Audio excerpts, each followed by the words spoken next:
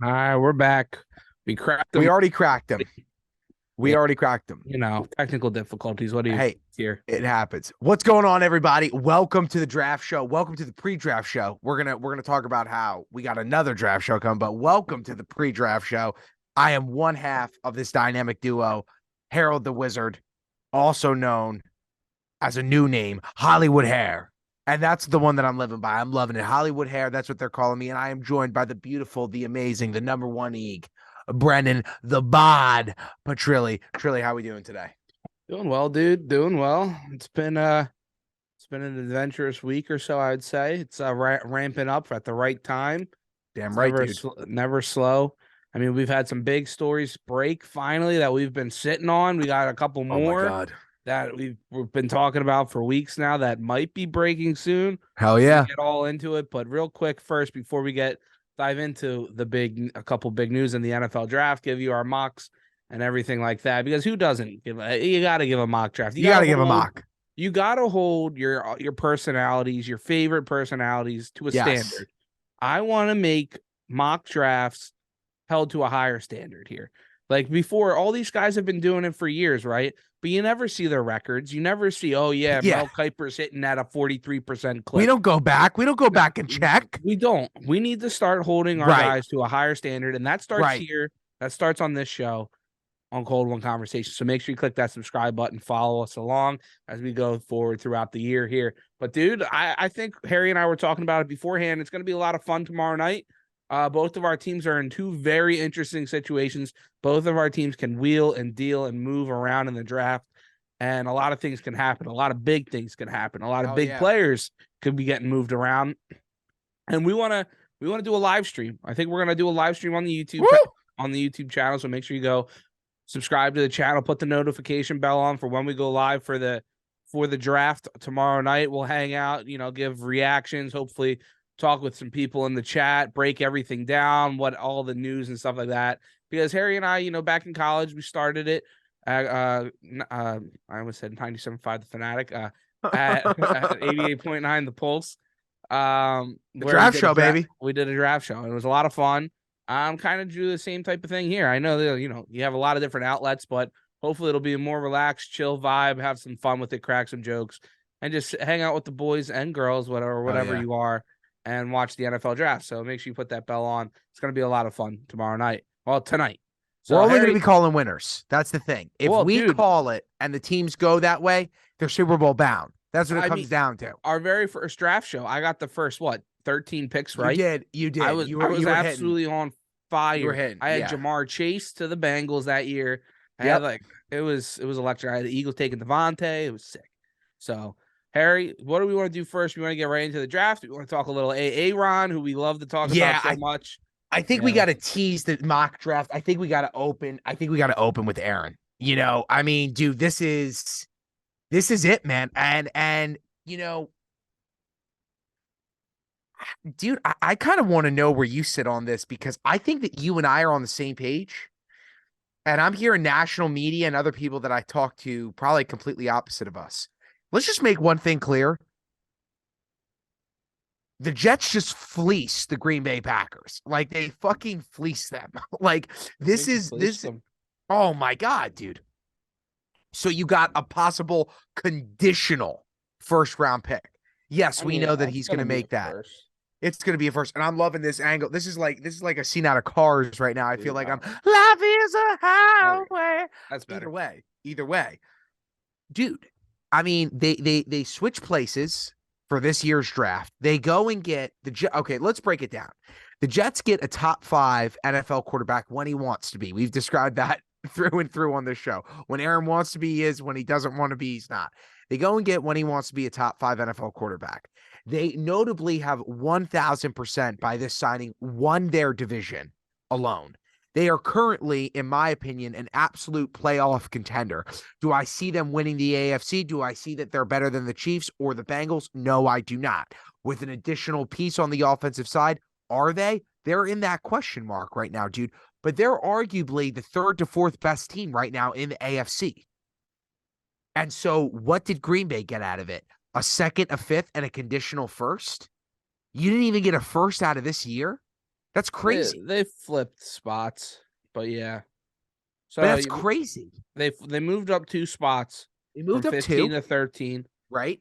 You get a 5th-round selection this year, and then you get a first and a second next year, from what it's Yes. looking. And a The Jets sixth. have been the A Jets sixth have this year been too. the most dynamic team in this offseason so far. They have moved mountains to make the moves that they have. And they just keep assembling better offensive weapons and better defensive weapons, dude.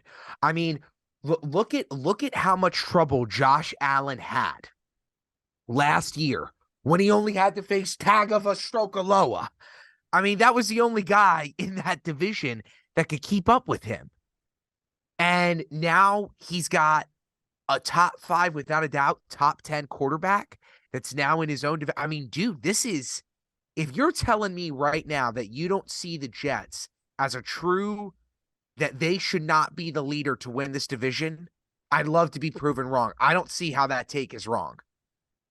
Yeah, I think that's probably the most polarizing thing. And a lot of Jets fans are willing to back you up right now. And I think that's where I draw pause to it. Because who else on that Jets team has gotten there? Who's won a playoff game? Who's gotten to the playoffs on this Jets team, coaching staff or playing wise? I Fair. mean, Aaron hasn't won. He's gotten to some NFC championship games, but he hasn't been to the Super Bowl in over a decade. So Yeah. so I mean, gaining him, he was back-to-back MVP a couple years ago, but he's got talent on the team all Not over, vaxxed. Not offense. vaxxed. And Yeah, back-to-back MVP, not vaxxed. and I think at the end of this, right, is the Bills have been trying to get over that hump. Now, a Right. lot of people have been down on them since this playoff game, rightfully so, and they've kind of been talking about how they're in a rut. And this is going to be the year whether they kick the pot or they finally get over it. So it'll be interesting. I think it's still the Buffalo's division to win until you finally see it. They're going to Wow. be in a lot of big time games. The Jets now is this team ready for it? It's a lot of second, third year guys that might not be ready for that playmaking ability. I mean, Aaron went from one team with a bunch of young receivers to another team with a bunch of young receivers. Now the talent level, you can argue, is definitely a lot higher with the Jets skill positions for sure. But you have a running back coming off of an injury and Brees Hall. So we'll have to see. I think they still got to beef up a little bit on that offensive line a little bit. Maybe get another cornerback to go along with Sauce to help it out. But it'll be interesting. They got the defense, the defensive-minded head coach. They've just been looking for that quarterback. I just think it's a little too good to be true for this New York team, where we've seen so many times where all New York fans, whether it's Giants, Knicks, whatever, they all Mets, Yankees, oh, we're gonna win it, we're gonna win it. And when they get the big guy, and they just haven't been able to get over the hump. Now, to circle back to the trade here, what you started off with, right? Oh, hi, Mama G. Is that this team? I think I do agree with you where it really wasn't that much for Aaron Rodgers. Right. Two-time Right. MVP, Super Bowl champion, and when it comes down to it, is the only way the Jets make out better on this end of the deal here is if Aaron plays for more than 1 year. He can just play Correct. this year and say, 100%. I'm done, I'm hanging him up, and the Jets are Yes. just left there like what just happened. If he plays for more than 1 year, then yes, I think the Jets got more than what they bargained for What they here, paid for. what Yeah. they paid for it to be able Yes. to go and make a Super Bowl push, because that's what Aaron's going to bring you. But other than that, I think both teams made out well because neither team had leverage at this point. When the Aaron said that all I want to play for is the Jets, and then the Packers go, yeah, we're getting rid of them. What neither team really had any leverage moving forward, where it's kind of like you all you were getting was kind of what the Ravens could get for Lamar as a 2 first-round pick at this point. So, and that's what happened. So I want to push back on two quick things. Number one, I actually think that there was a team that had a lot more leverage than the other, and I'd love to hear your response to this. And that actually to me was the Jets. And the reason why I say that, bro, is that I think that the whole reason why Green Bay didn't get the Jets' first round pick this year is because I think that Green Bay genuinely more interest from other teams, whether Raj said that he wanted to go there or not, because we saw that Green Bay was I'm not so sure that if another team came knocking at that door, that Green Bay wouldn't have considered shipping him out there because the way that the relationship had went. And what I Yeah. will say is that I think that this shows because they didn't get that first round pick, nobody was coming for Aaron. I think the Jets had all the leverage. We're your only buyer. Well, And you've because got an Aaron said expensive that.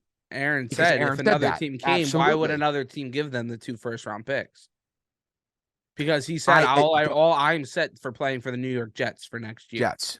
And I And agree with that. But and that's why he again, was at an 80, 90% chance he was going to retire before all those conversations before he went into the came back for darkness. 60 mil. Right. Yeah, and found Right. his, glow in the dark Nerf football in there, and he's like, I want to play football again.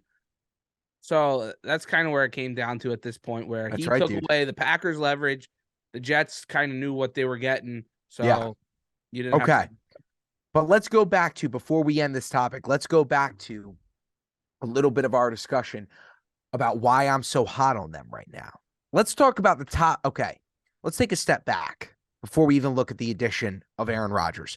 Let's talk about the top 5 defenses in the NFL right now. You tell me when I'm wrong. Number 1 right now, best defense going into next season, the San Francisco 49ers. That's the number 1 defense in the league. Number 2 on paper, barring major injury, Miami.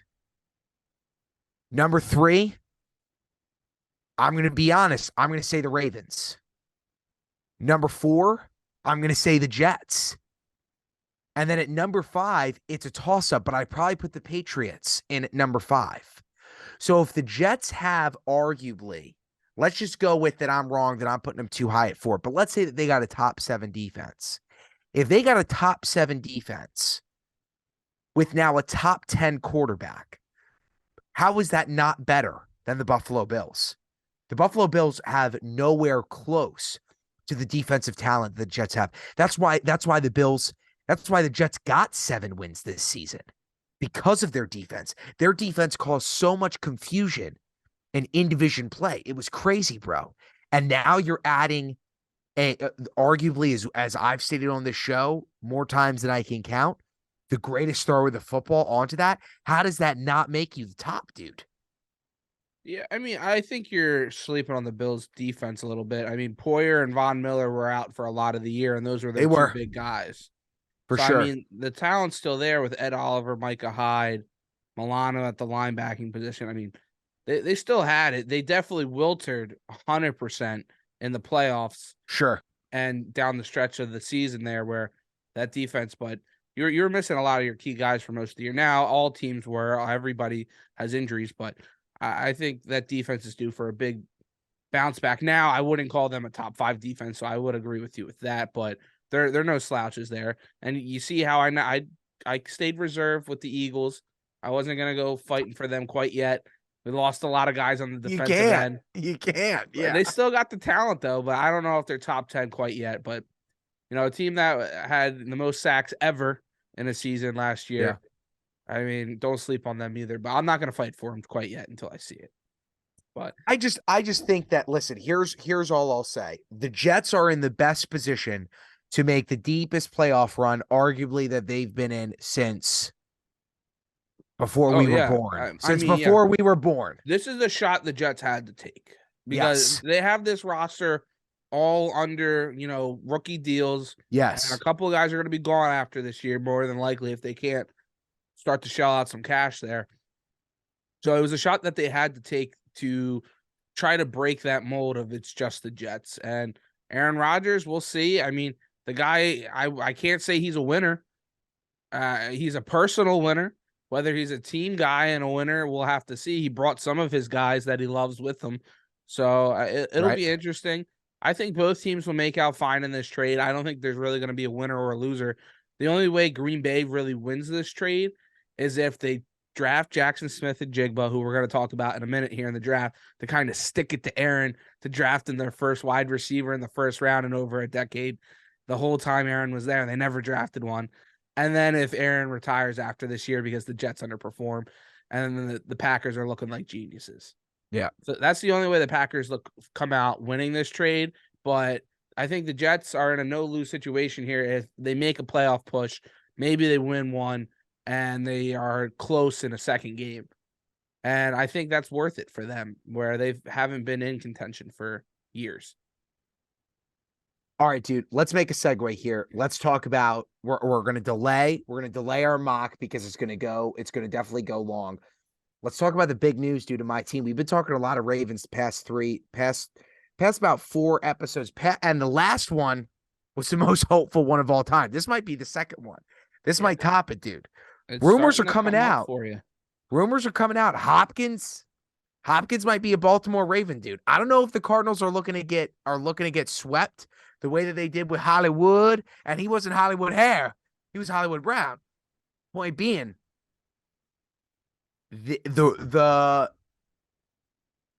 I got 2 points that I'm going to make to you right now. Without a doubt, this is the Ravens' plea.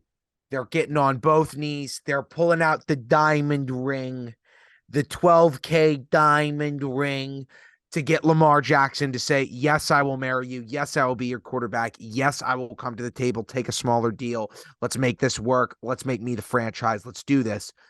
That's number one. But number two, if the Ravens land Hopkins, who will without a doubt, what's his first name?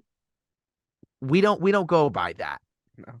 Okay, we're calling him Hopkins. He's the H. Okay, we're only doing H. Okay, For you, all of you listeners, Harry tried to hit me with a De'Aaron Hopkins before we started. DeAndre. I'm like, what's his name?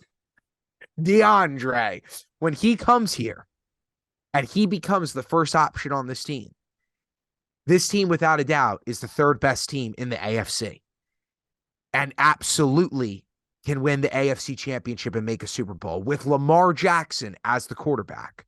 But you can't tell me with the addition of him that this team is not better than the Bengals. You can't tell me that. I can't say that we're better than KC. You got Patrick Mahomes. You got the current GOAT.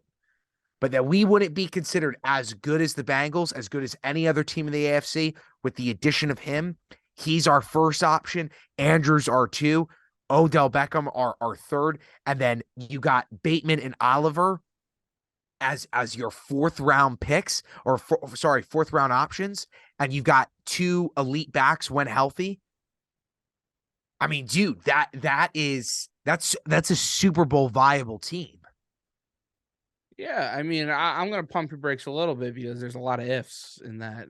Big ifs, but we're an if club here. Yeah. We make things work. We make deals come out of thin air like this. Yeah. So I mean, that's been our biggest thing, right? Talking about these Ravens is there's a lot of what ifs, there's a lot of what could be done's, deals. Sure. And Harry, me and you, we've been spot on for most of it so far, moving throughout the season, 100%, throughout the end of the season into the offseason now, where we wanted Odell. Right, they needed to get a guy like him. They need to get a guy. They got him, Lamar, and they got him. Now you go and if you get another guy, you getting the 2 of them tweeting yesterday. Book it and damn and SpongeBob emojis. Firing off on Twitter. Yep. And if you can get another guy like that, right, for Lamar, and where I've told you, you guys bit yourself in the asses not getting him guys when he was cheap. And now, whether you want to fight over, let's not play in the past. Yeah, right, let's not play in the past. He should still take a deal where quarterbacks nowadays are saying money's nice, but championships are nicer. I mean, I can only know one guy like that. Honestly, he's the best quarterback in the league, but not all guys are like that. So you can go and you got to go and get him his guys, and you're gonna have to pay for it. Now, what does that look like moving forward here? Is that going to be the 22nd pick? I feel it's gotta be because they know, the Cardinals know where the Ravens are at. Yes. If they're going for it, they need to get Lamar back here. They need to go and get him a viable guy, one of his boys. They already got the one, get the other one, and say, Lamar, we finally got you some guys. Let's rock and roll. Now it's your time to shine. Let's go win a Super Bowl. And let's go win a Super Bowl. We got the defense. Now, for Lamar's standpoint here, does he play on this 1-year deal for $33 million? Or do they give him a 2-3 year extension off of this? And does he take that? Number 2. So where does this leave Lamar if they were to get D-Hop? If they go get Hopkins, this is them saying to Lamar, we are fully bought in.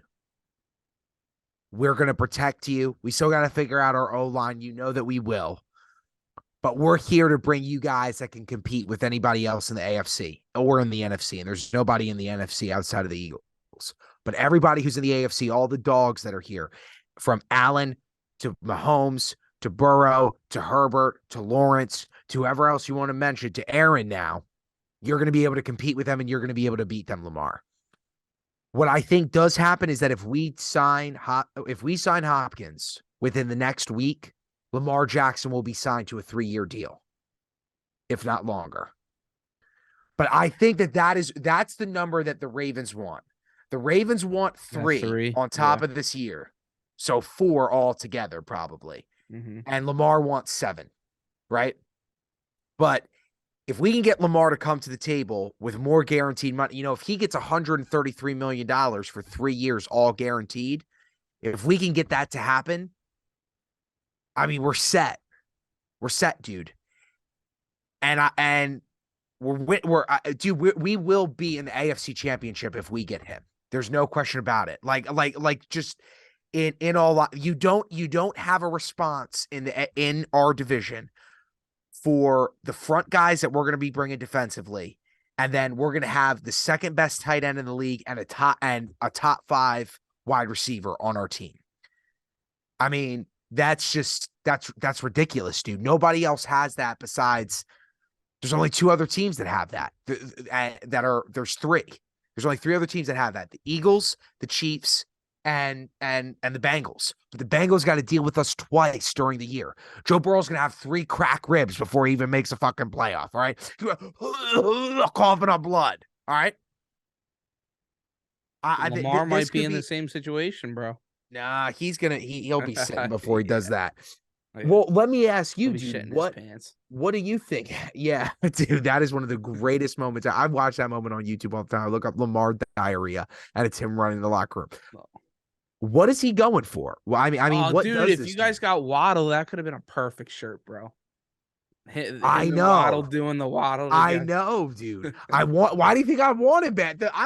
I'm not just thinking about championship. I'm thinking about merch. Thinking about the merch. By the way, this podcast sponsored by Philly Drinkers. We got that. I'm rocking the tea leaves though today. Go to Rano. We're running the show. What does happen with Lamar, man? I mean, is he? I am still holding to it that he does not play on 32-5. He's going to have to get a deal to play as a Raven. Mm-hmm. But if we get a new threat, do you think that he does play on that? Like, from your perspective of not being an AFC, not being a fan of an AFC team, right? But there's another guy in your division that got paid in Danny Dimes, right? Do you consider Daniel Jones the same caliber of a player as Lamar Jackson? Okay. So do you think that even if Lamar had all that, he would play, or do you still think that my opinion's right? He's got to get paid more. I think he would want to get paid more, but his biggest thing, it seems like, it's just that longevity. If they're going to offer him a 3-year deal, I feel like he's not going to be as inclined to do that. Where I think he should say, screw it, do the prove it deal. But I don't know. The Kirk Cousins deal. Yeah. Take the 33, 32 with 5 or whatever, and ball out. Maybe get yourself in the MVP conversation again. Yeah. Go on a deep playoff run, and then be like, now you got to pay me, fuckers. Or else I'm walking. And I'm going to a team that will pay me. Yeah. All right, let's get a Marlboro Red. It's the allergies, man. Dude, I mean, now, I mean, the biggest thing, right? Yeah. For the Ravens after that, if you have to get rid of 22, he got 4 picks after that. Those got to count. You got 86, 124, 157, 199. I mean, it's very doable, but I mean, those picks got to hit now, right? You don't have a 2nd-round pick, right? These you have to go, and you got to get depth. You got to get O-line. Probably need another pass rusher just for depth reasons. So, I mean, moving into that, if the Ravens were to move out of that 22nd overall pick, what would a team like the Cardinals do in that situation now? And what do you think might be our biggest surprise heading into draft night tonight, Harry? You like that transition there? I love that transition. What do I think the biggest surprise is going to be?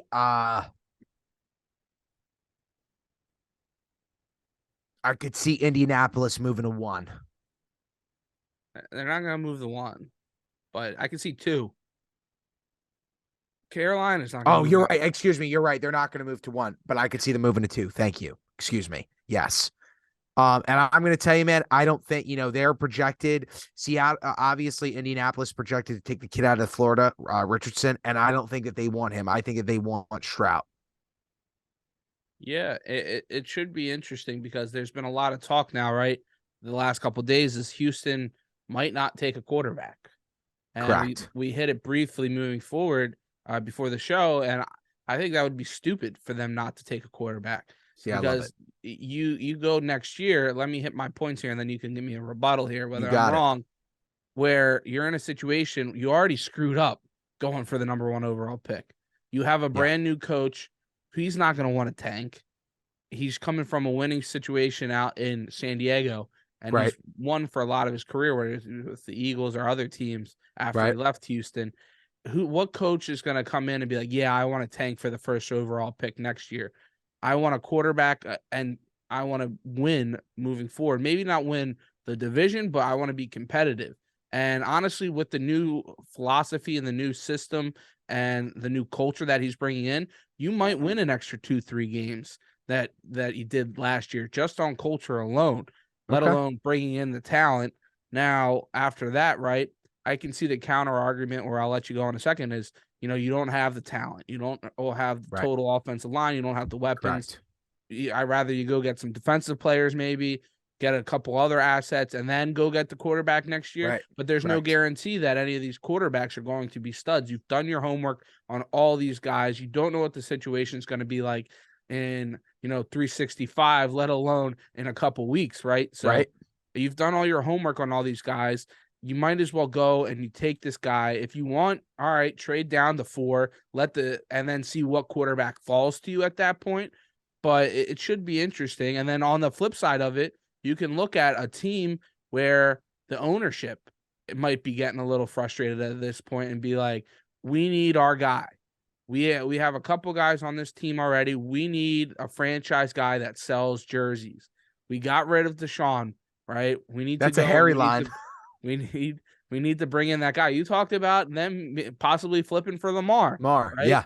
Yep. So that could be a situation at the end of the day also where the ownership steps in and says, no, I know what our plan might have been, but this is what we're going to do.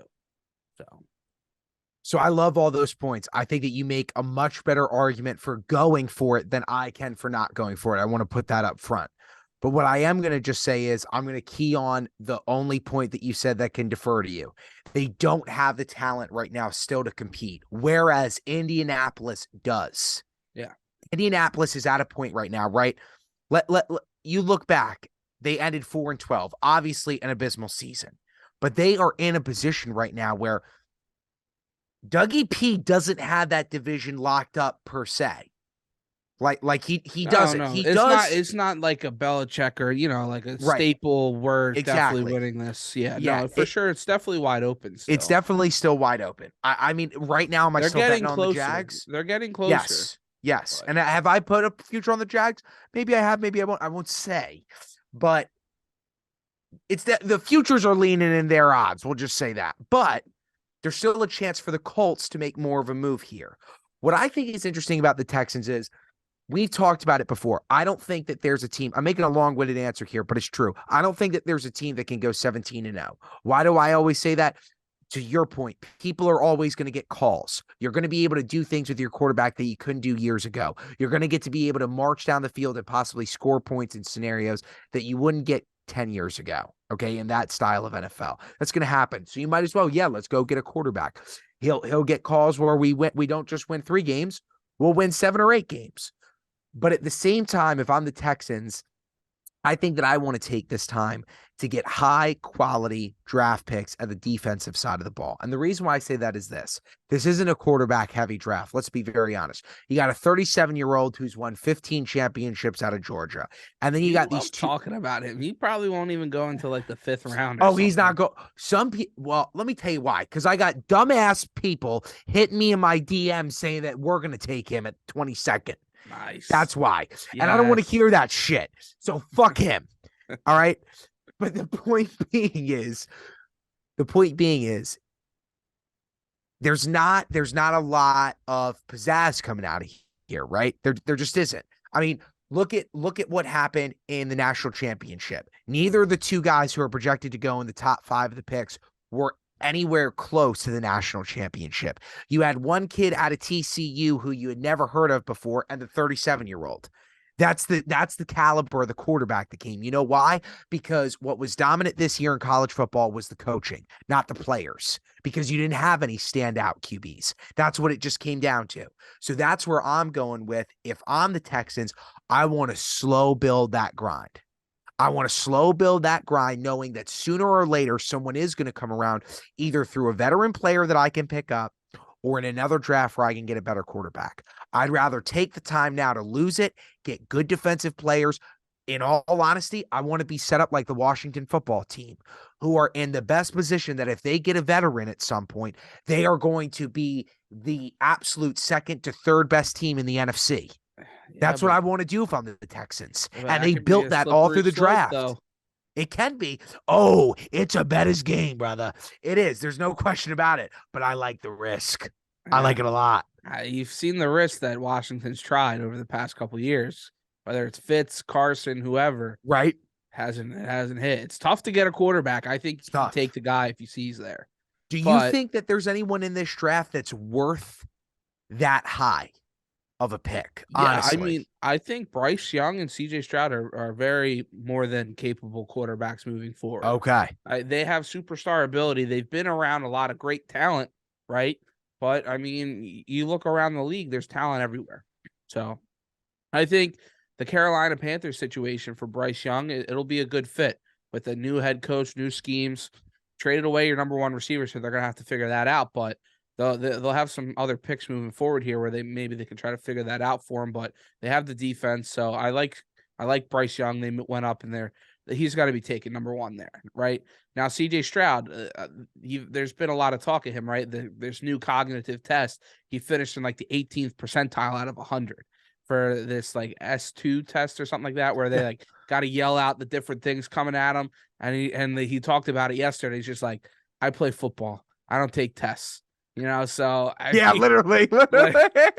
So now that could bring quote. pause to some guys, right? That could bring pause to a team at a number 2 overall pick. Where you're right, where defense won a lot of games last year, and you saw that Georgia defense has been absolutely dominating. So Harry, I mean, if you want to get your point in here, but I have something that I want to follow up and transition into that I think is going to be the theme of the draft. But do you want to finish up? No, go, dude.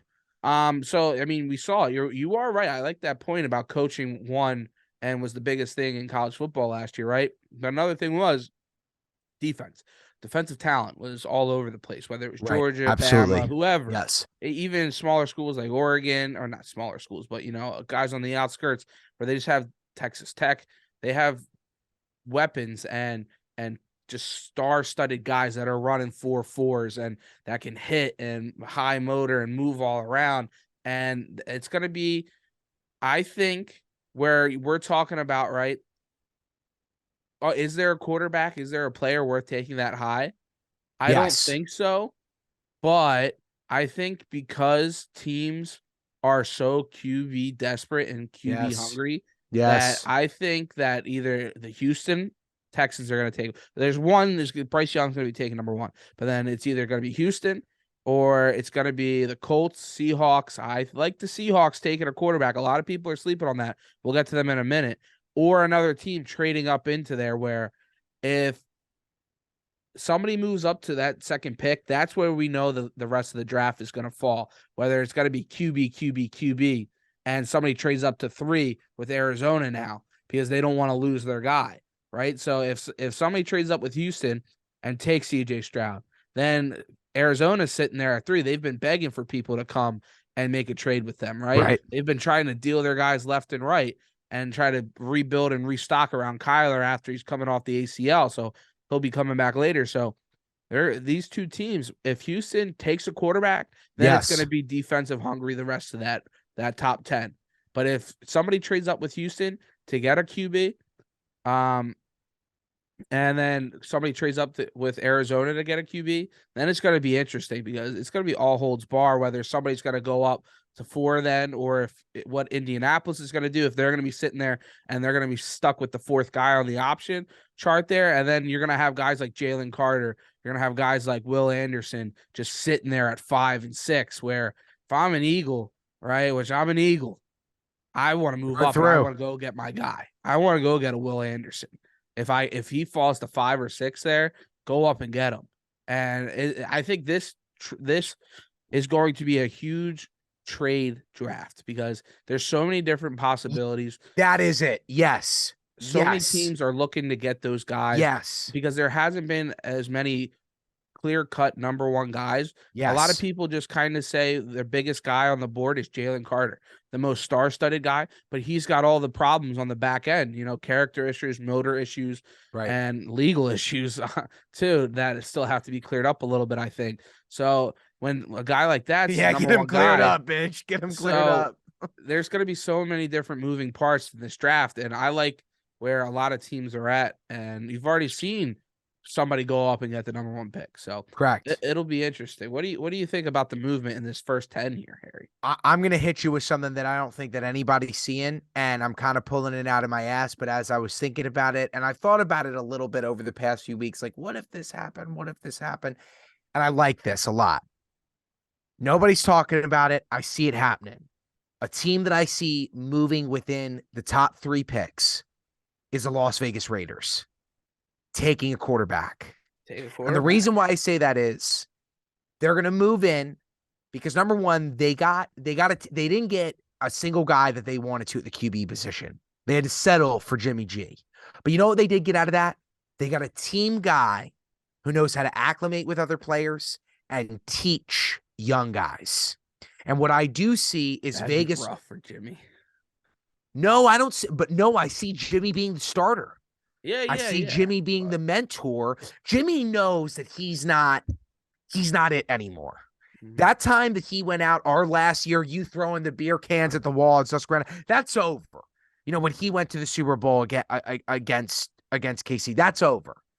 But what he can do is he can earn a lot of money, lead a team at a minimum to 9 wins off of his talent, and train a young guy to come up and lead that franchise. And that franchise, dude, is in a shitstorm worth of fuck-ups right now.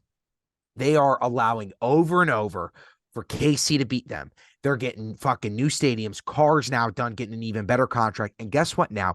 Herbert is looking like he has more potential than you fuckers do.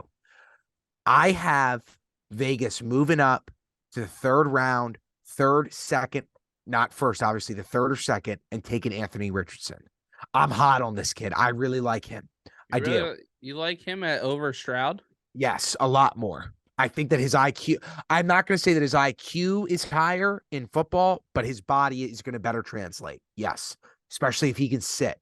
If he doesn't have to start, Anthony Richardson's career is going to be very short-lived if he has to start year 1. It's not going to be if he can sit behind a veteran that's got a true pedigree behind him. NFC championships, multiple Super Bowl appearances, beating Green Bay on the road in the snow. That's a big pedigree, dog. Anthony Richardson is going to be a fucking Raider. And we're about to hit a break. You're listening to Hollywood Hair and Brennan the Bod. We'll be right back. Hold on. You know what I just remembered? What? We got to do it. We got to do a new show concept. Hold on. What do we have written down? Wait a second here. Shooting sleeve, yay or nay, right? Oh, we got to do shooting sleeve, yay or nay, dude. But we'll finish that out. We'll end that. That'll be the last segment. Let's keep going with draft. Then we'll shooting sleeve. I think that'll be good because I was just checked in between breaks here. There was some arguments going on in the family group chat about James Harden and Jimmy Buckets. So maybe we'll do a light reading of the group chat too. It's interesting. So we'll talk about that in a second here. Welcome back, everybody. Quick break. We're back into it. Harry, I think this is the longest we've gone. Make sure you're clicking that subscribe button because put the bell on because we're going to do a draft show tonight. All right. Yeah, dude. Henry and I, we're going to live stream it, hang out with us, talk some draft, watch us react to the picks, react with us. Let us know what you guys think. It's going to be an interesting one. I think when we get closer to the draft, we'll maybe we'll give you a couple of our picks here moving forward, because I was red hot the last time I was giving out picks. So, but it should be interesting. But To make people pay. I think, Harry, this is the longest we've gone into an episode without really talking about the birds, the real birds. It's been nice. The Philadelphia Eagles. It's been really nice. I think it's been killing me here, because the Philadelphia Eagles are going to run this 2023 NFL draft. And let me tell you why. I believe it. Because Howie Roseman has planted seeds all up and down this board of the first round. We got that 10th pick from the New Orleans Saints. Thank you very much. We got that 30th pick just because we were so damn good, but we came up short and came in second place last year. So with 2 first-round picks, they have it in 2 prime spots where people like to come into the back end of that first round to get a guy that might have fallen. They have that spot where they can either move up and take a guy that they like, and maybe a Jalen Carter or Will Anderson if they slide the 5-6, especially what we were talking about, if teams move up for quarterbacks in this draft in that top 5 and these defensive players start to slide. So the Eagles, or they can go and they can fall back. And if they are a run on defensive players to start it and those quarterbacks slide, maybe a team like the drawing a blank on the second, like Washington or somebody like that. Sure. Or Seattle moves up in the draft again. Seattle's got 2 picks, and they go and they get a quarterback that might have slid a couple spots down. So the Eagles are in a prime position, whether they want to move up, whether they want to move back.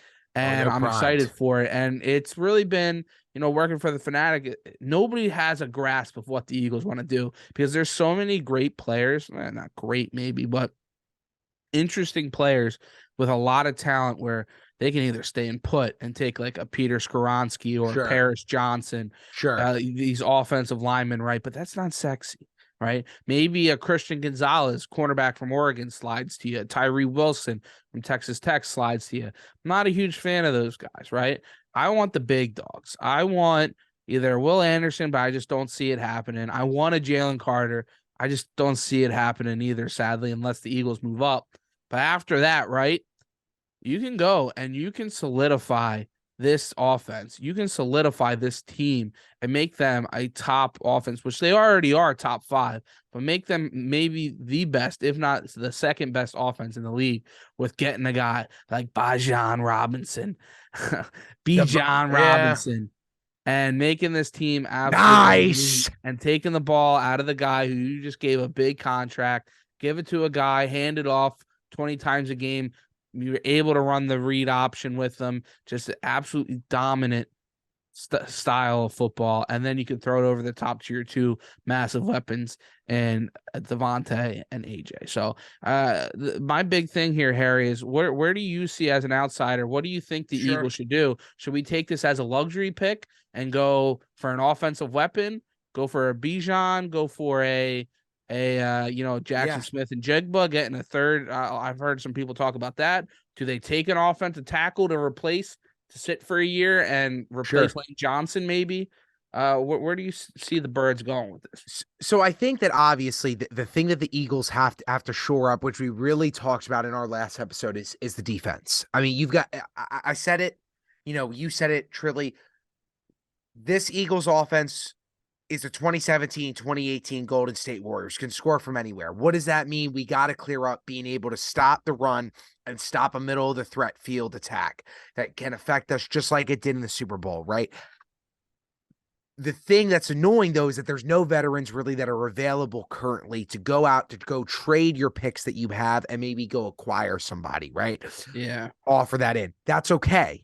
You know that at least. Not worth the 10th pick. Not worth the 10th pick. 10,000% agreed. So now it really is. I think I don't think that your offensive line is in the shape where it takes the control of that 10th round pick the way that a defensive player does. You need to have somebody that's able to control that middle of the field the way that a Roquan Smith is, right?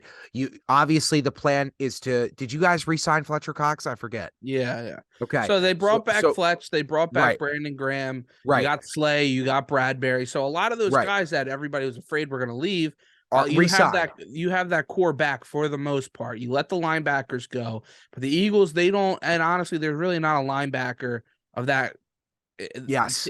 high in this draft, right? So, I mean, that's where I've kind of at. You got cornerbacks, but they could be going in that 6, 7, 8 spot. So maybe they'd have to trade up for him. But I don't really love it because So you still have Slay and Bradbury, right? But the Eagles But haven't it's taken funny. a cornerback in the first round in over 20 years.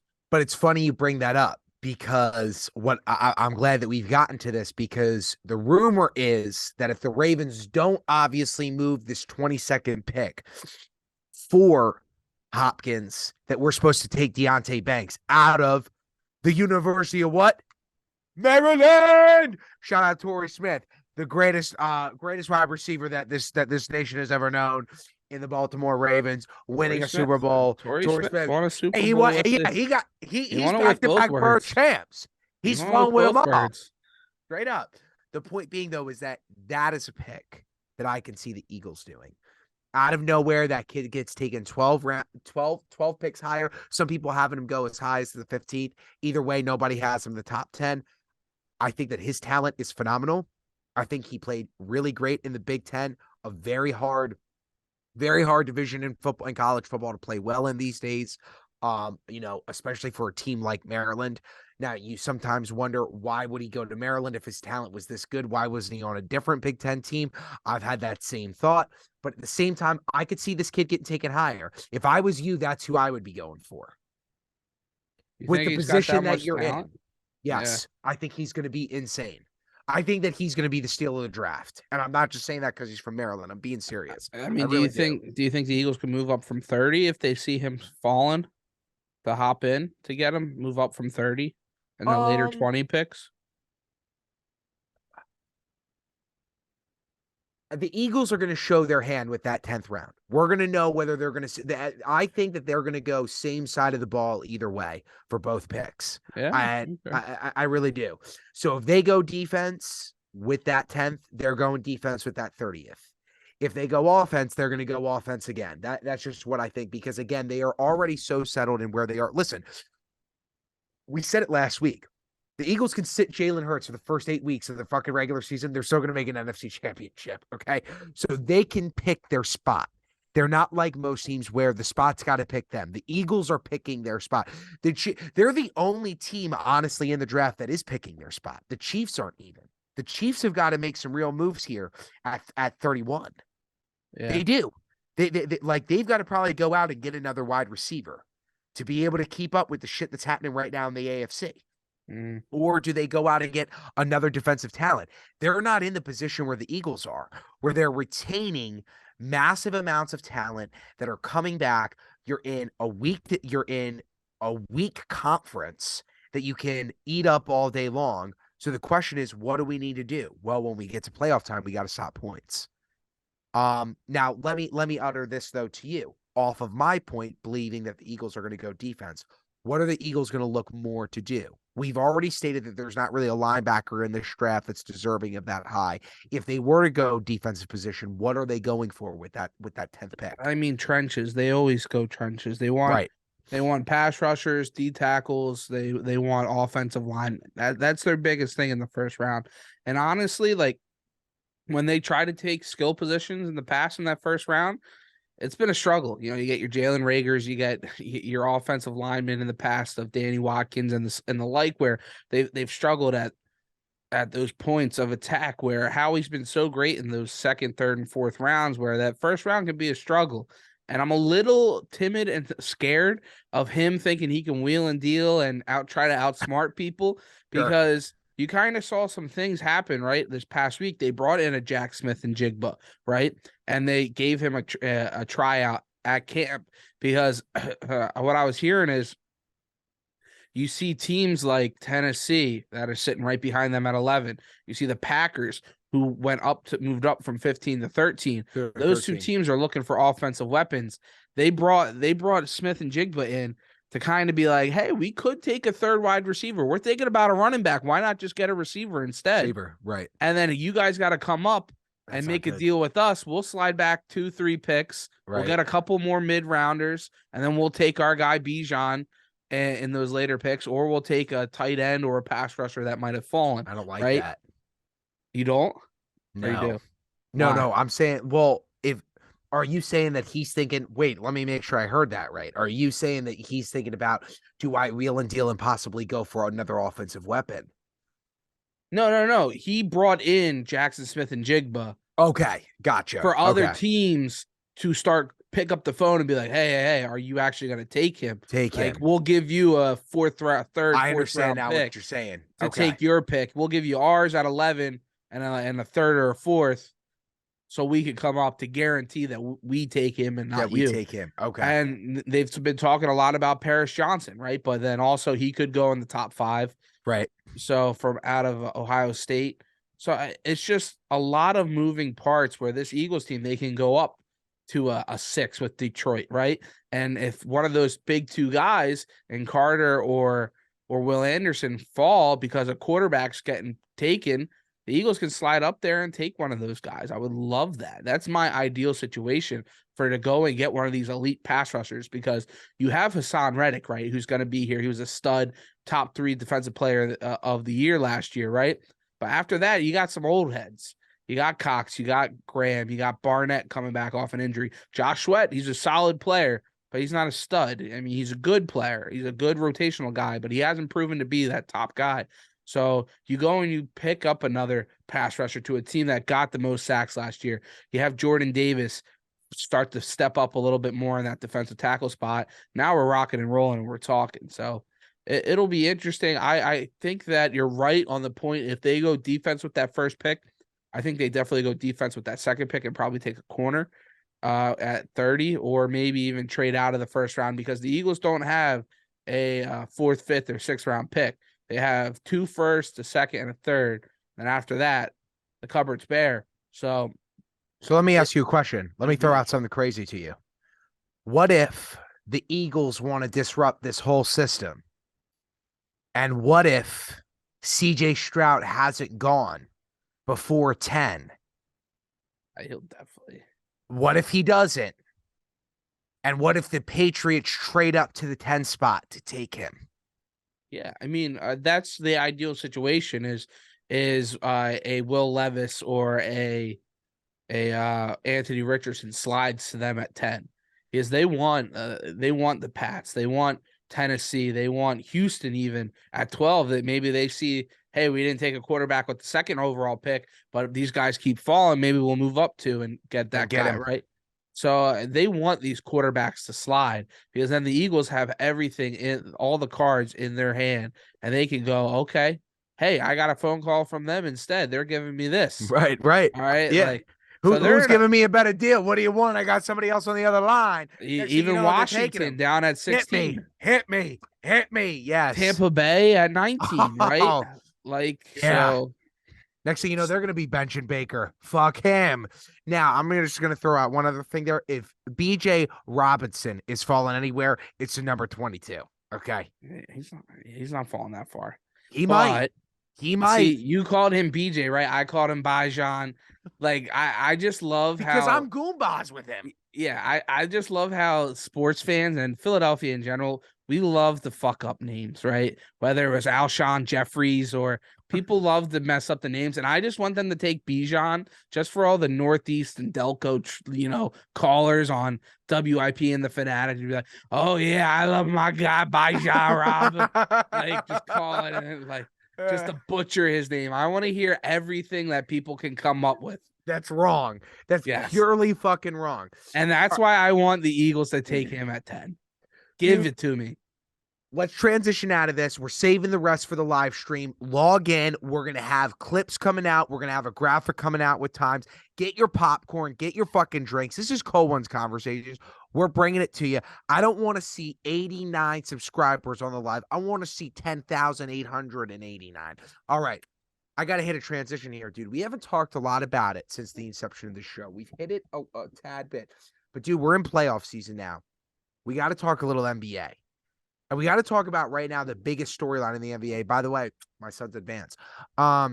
but we don't need to talk about them Took right them now. long enough. We don't need to talk about them right now. They're just Took being them long enough. dogs. The Sixers have been sitting, hanging out for weeks now. It feels like. Wow. Embiid put that knee up. He can get it Yeah, I don't know swelling if he's gonna be able down. to stand on those knees. Yeah. They look so brittle. Point being, how bad is Dylan Brooks at talking trash and backing it He up? sucks. I honestly, Dude, I really he didn't plays even want to talk. basketball the way I did in high school. I all didn't right? even want to talk about him, to be honest with you. I don't either, but that's what's crazy. Yeah. I give him props for getting himself such notoriety. You got to give him that. Yeah, like, genuinely.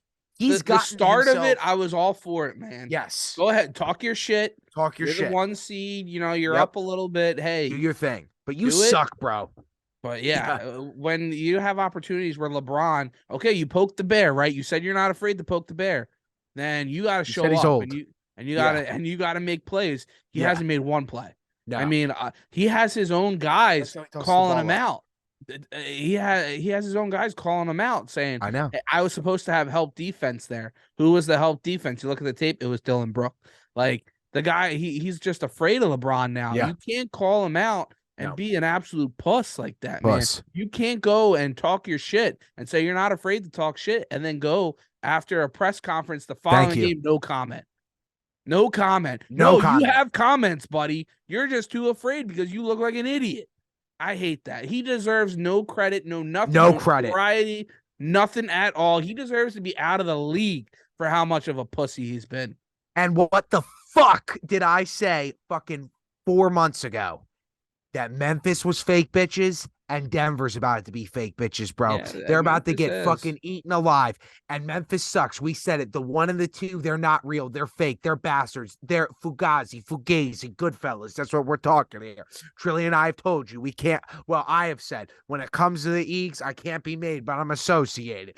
The point being, let's go O's, my O's. Let's go O's. We're saving them for the live. They're gonna be the in between when bum bum bum bum bum bum bum. When we're not hearing that, we're hearing the 5 minutes. We're gonna talk about the O's.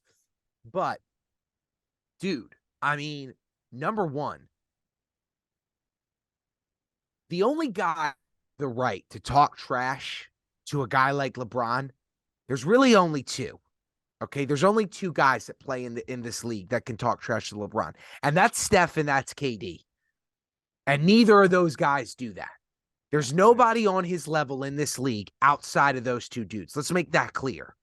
And they don't do that because they all 3 of them know that there's a mutual respect between them. You don't do that.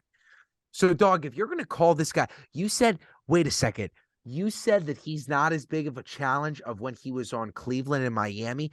Bro, you were still in your daddy's cock. All right. Like, you're not doing anything. Okay. Like, you haven't won anything. You have 5,000 fucking points. You're going against the guy who just passed Kareem. See, that stuff I don't like. He's allowed to say that stuff.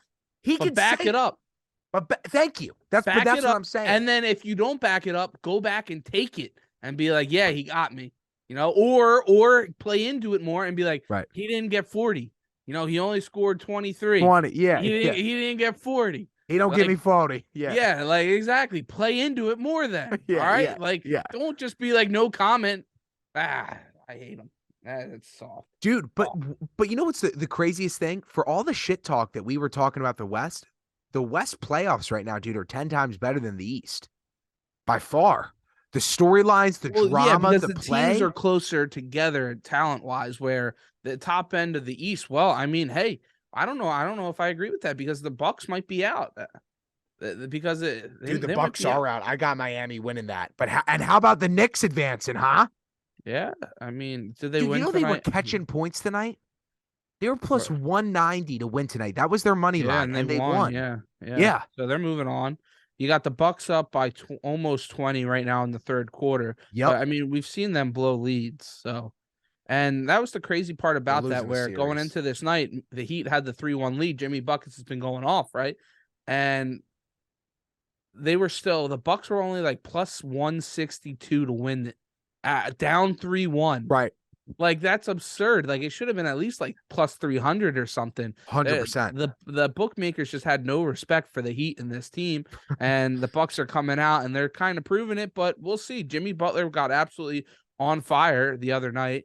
And it has people in Philadelphia just absolutely going insane, fighting over whether we should have kept him or not. But that's the moot point at this point. But now the conversation is who's better, Jimmy Butler or James Harden? I want to kind of hear where you're at, and then I'm going to kind of air out the group chat a little bit here as we move forward. When Harden was in Houston, it was Harden. But dude, Jimmy Butler is he's the equivalent of Chris Paul to me, dude. He's just waiting for his time to get a fucking ring, dude. I mean, I think that Jimmy Butler is as deserving of a ring. The three guys who are the most deserving of a championship are this order: Chris Paul, Damian Lillard, Jimmy Buckets. He's out of his mind, dude. And Miami has been the place where he has found his sanctuary. He just needs that team to get to his level always. That's the way it comes, dude. Harden's never been the same since he got to you guys. He can't shoot. He can. He had a couple. Not the way that you wanted him to when you got him to come here, bro. That's not wrong. That is not wrong. But so it's Jimmy all day for me. Right now is what we're talking about, right? Yeah, right now. I mean, you look at their career numbers, right? Jimmy averages 20.7, 6, and 4. Where you look at it, I mean, neither of them have had the career success in the playoffs. Jimmy made that one finals run in the bubble, but ever since the bubble, yeah, like it's the bubble, man. Ever since you are a bubble guy, you're a big bubble hater. Always have been. Yeah, you know, we'll be whatever. And then you look at the flip side of it, Harden 23, 6, and 6 in 150 playoff games, right? So I mean, their numbers are very similar between the two of them. Jimmy's had the bigger, not even, because Harden had some big 40-point games when he was with that Houston, and they just came up short, right? Yes. So my biggest thing, I would love to have them both. I think this team should have had them both.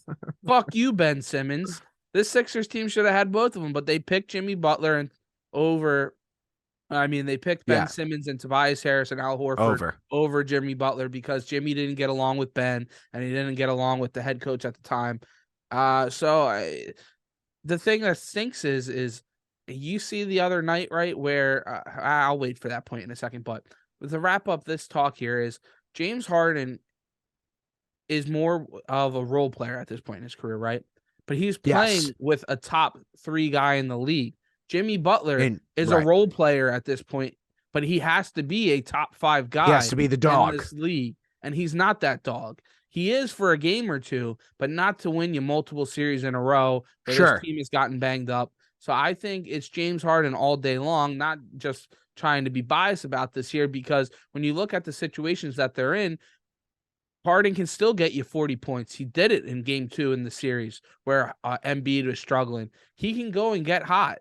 He's found the situation that he's in now where he's trying to save those legs for when it matters, and hopefully it comes to fruition here in this Boston series. Maybe Hawks. Who knows? We'll have to see there. But I love where Harden's at this point.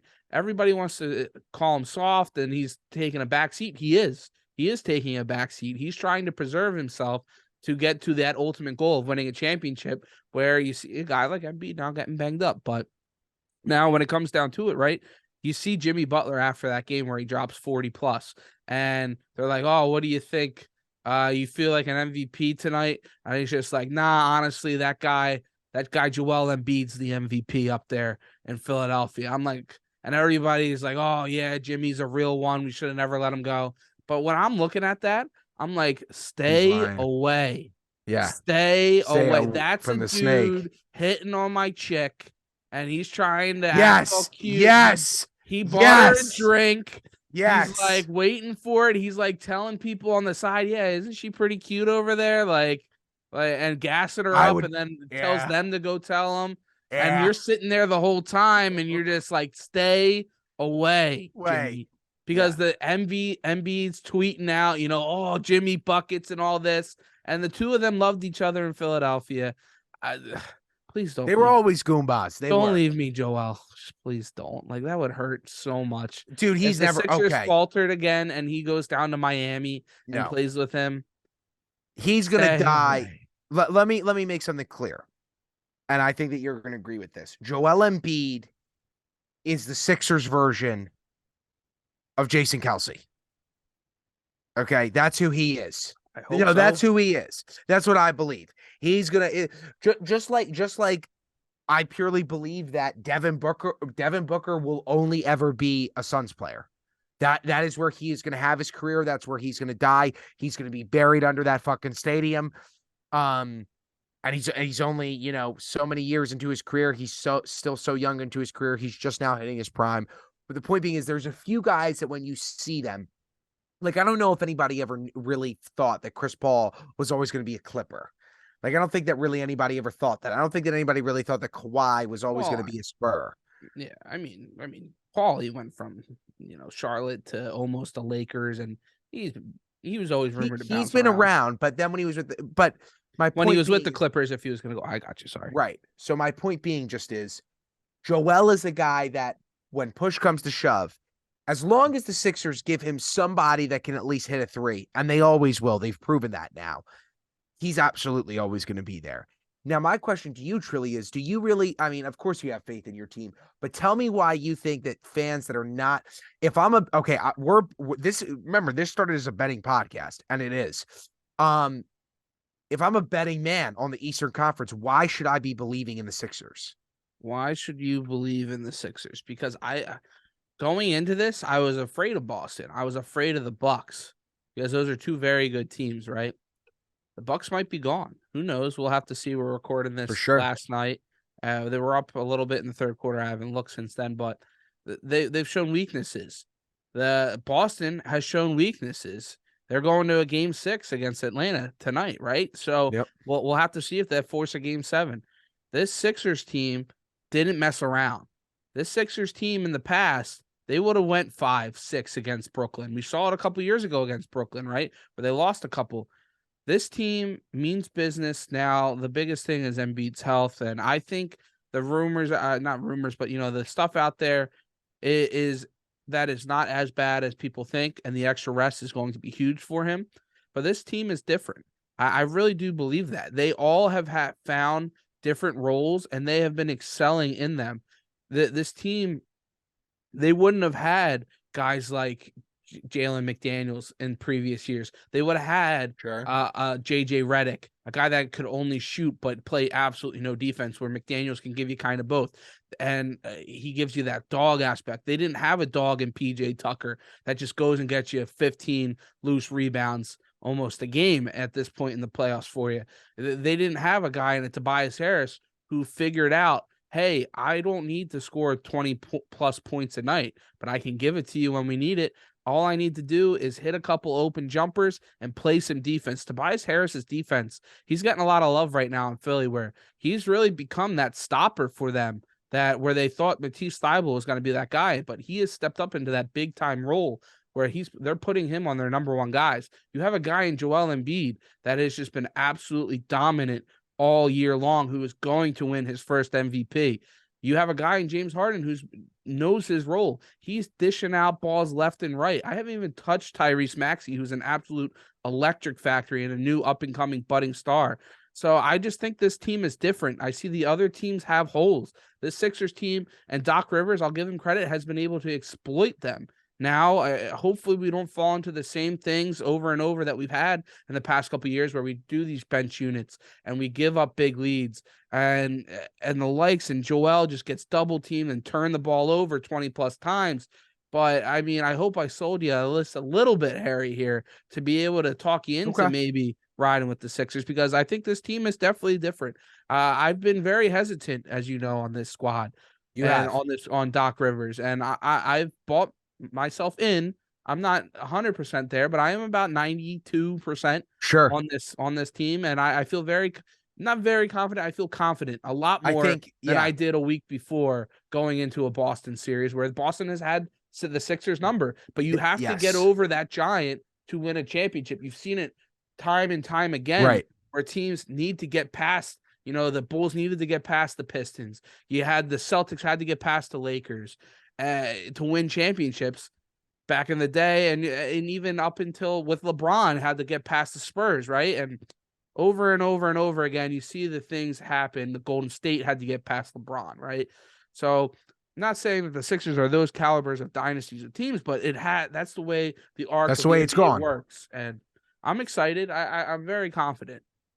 Dude, I agree with you, man. Listen, I think that the biggest tell of that of all of that is how you started out this argument. The mistakes that we've seen with Milwaukee and the mistakes that we've seen with Boston. They've been exposed in a way that it didn't look like that they could be going into the first round. There's no question about it.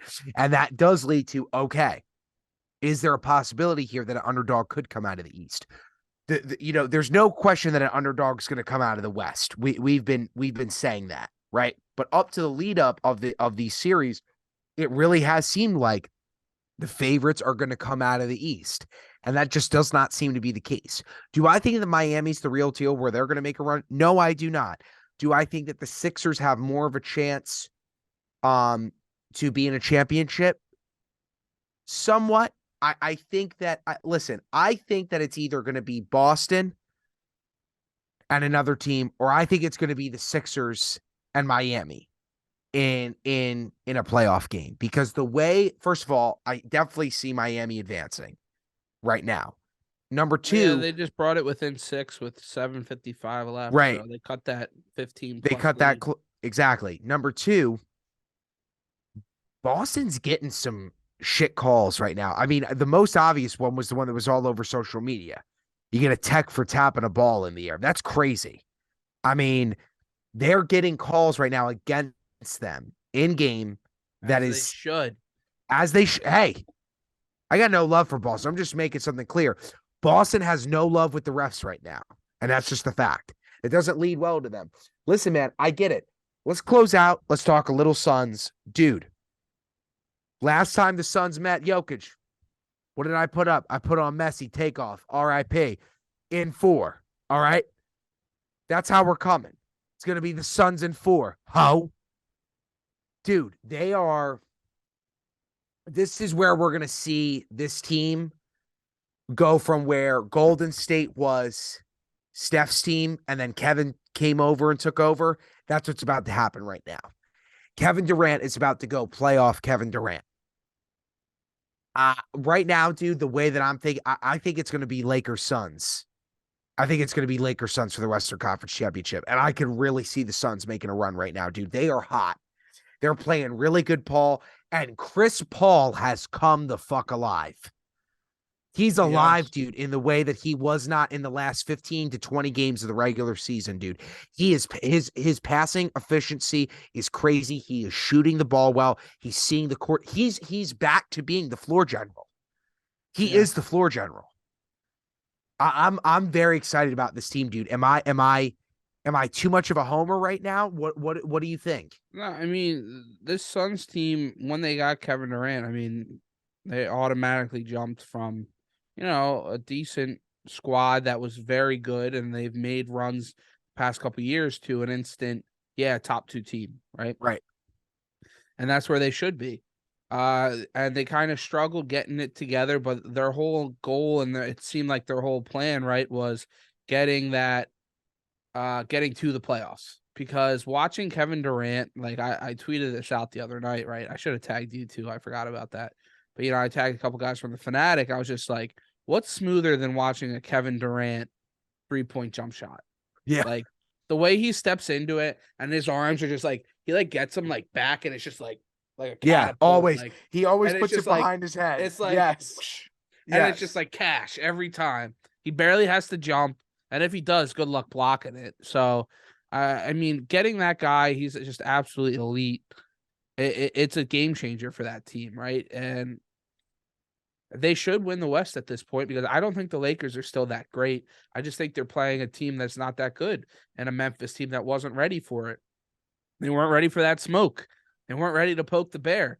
They didn't do themselves any favors. So I think that you have the right mindset. I don't think you're too crazy at this point because when it comes down to it, you got the easier series. I mean, I've never been a Nuggets guy just because that idiot Joker over there, not idiot, but people, the fans like to pin us against each other, but it is what it is. I think that team is not as great and I think they can be exploited. Who's going to guard Kevin Durant on that team? Nobody. Aaron Gordon. That's the biggest thing.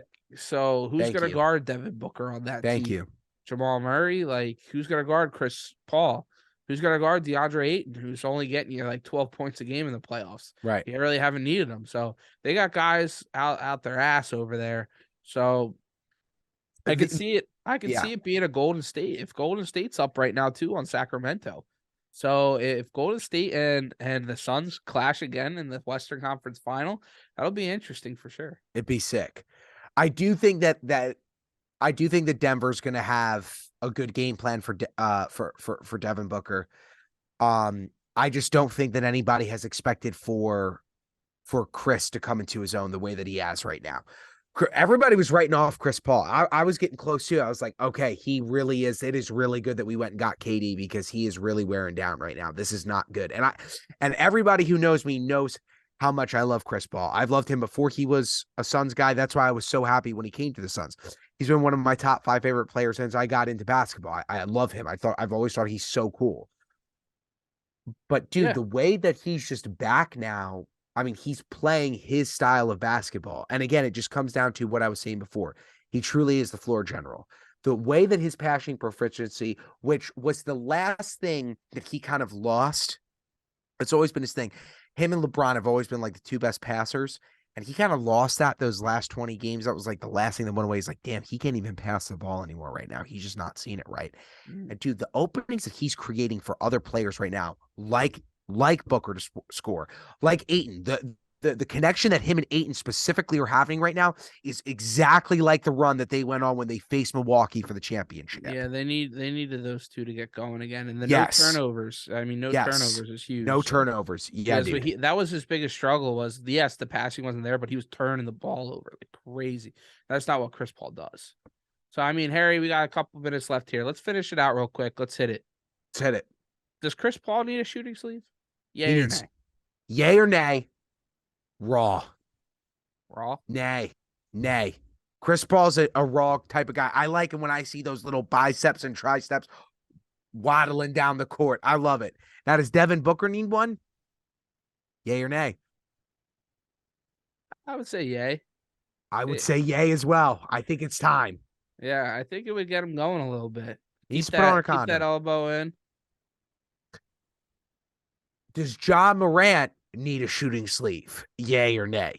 Take them both off. Actually, I think his best shot, keep him on and put his little pea shooter in there because that's the only shot they got. He's got to put it on when he goes into the strip club. Yeah, there we go. But Joel Embiid, yay or nay? He needs everything. Wrap him up. He does. Wrap him up. Wrap him up in everything, padded. Fucking. I think I might start a petition in Philadelphia, just at least in Philadelphia, to get softer courts. Like the Wells Fargo Center, it needs to be a bouncy house. Because every time he falls to the ground, everybody, like, it needs to be the softest thing on planet Earth because it's brutal, man. And it's a fucking shame because they should fucking win. They should get to the fucking finals with this team. He's got to be healthy. This is Cold Ones Conversations. You've been listening to another great episode. Visit us tomorrow when we go live on YouTube. We love you guys. Hollywood Hair out. Go Birds, baby. Big day.